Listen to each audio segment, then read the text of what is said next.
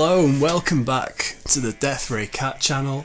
I'm feeling extra spooky today. I've just been to see Nosferatu and I've been enjoying the spooky surf stuff. I'm going to show you how to play this Ghastly One's tune. It's called Haulin, Hearse. I've got tabs for this one, but I'm just going to talk you through it. If you want those tabs, they'll be on the Patreon. All that stuff's below. We are in the key of A. So there's only a couple of parts to this, 2 or 3 parts to this, and there's a solo, but I'm just going to show you the rhythm parts. Intro. The intro is just a power chord. I've watched a video of them playing it live. Garrett Immel, the guitarist, he's playing the intro up here. He's playing a little power chord, little A power chord, 5th fret on the E string, 7th fret on the A string. Now he's playing a kind of chuggy kind of rhythm.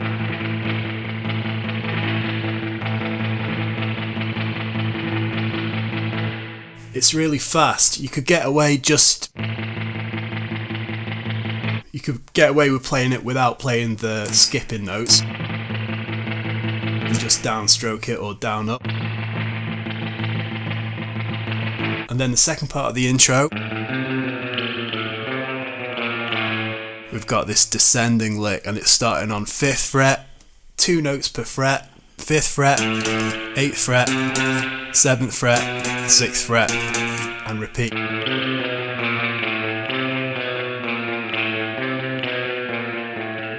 Okay, does that for a few bars, and then you're into the main riff. There's a couple of ways that he plays it on the recorded version. I'm going to show you the simple way first. I'm not going to worry about the tremolo fast picking for now, I'm just going to show you the notes. So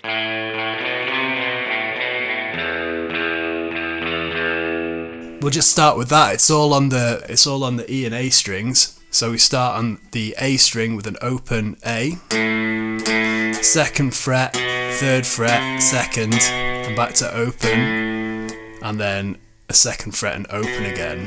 So start with that.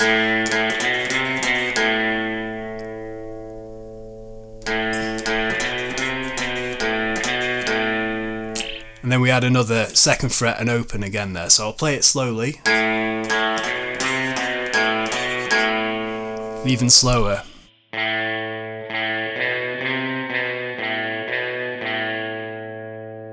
And then we're going to play some open E's. And this is where it gets played slightly different each time. But as long as we're filling that bar,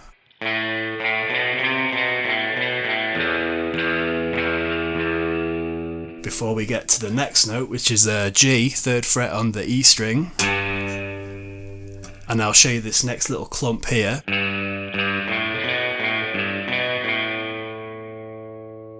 So from the top,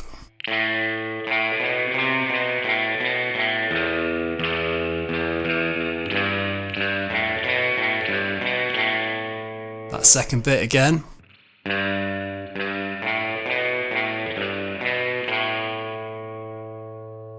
Okay.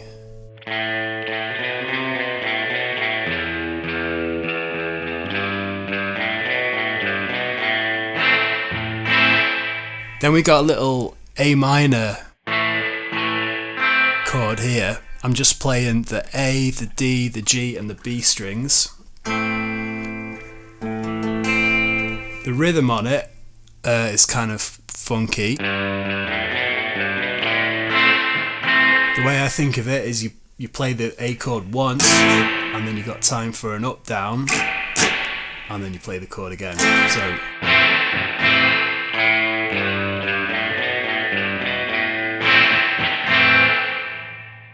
So there you go, that's pretty much it. It's repeated again.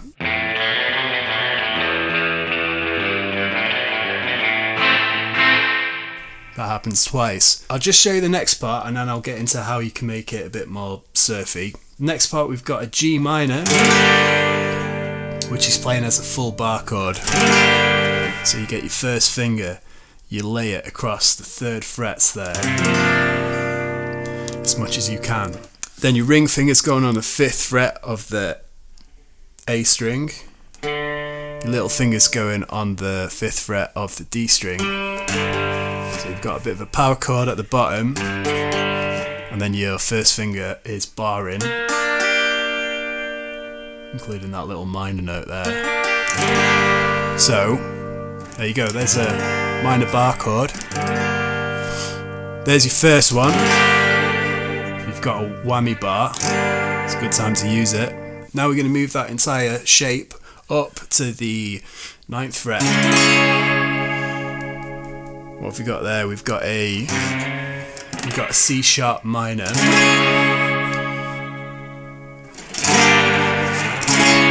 Two very spooky chords put next to each other. You could just play them all night, really. Okay, after that,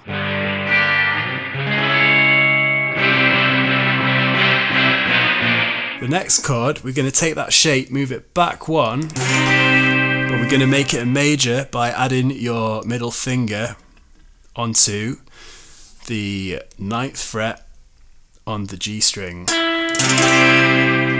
So, minor, major. We're going to use a major for this one, and we're going to hit it 9 times. We're going to do a full bar, and then an extra one. Give it a little pause, and then another one, and then we're going to descend. So, and then you're going to come back to the intro, which was your A power chord here. So once we get to this part, we're going to keep it major, and then we're going to return to the intro. Okay, so that's pretty much it. There's a solo. I'm not going to transcribe that because I'll be here all night, and it's probably an improvisation thing anyway. So if you want to know how to solo over that, I've done loads of videos about improvising with the minor pentatonic, so follow this channel and I'll tell you how to do that sort of thing. Yeah, just going back to the riffs.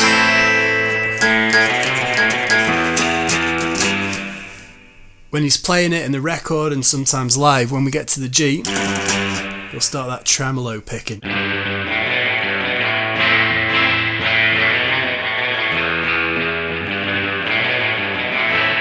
It's pretty hard to squeeze that in there, so that's why I've not bothered with that. But if you're more advanced, you might want to do that. You could also tremolo pick those parts as well. Again, it's pretty fast, so just have a go with it. Sometimes when we get to that E note, he plays an E minor chord with a bit of a wiggle there. So once you get to the E, there's a single note followed by a slightly whammied E minor chord. Yeah,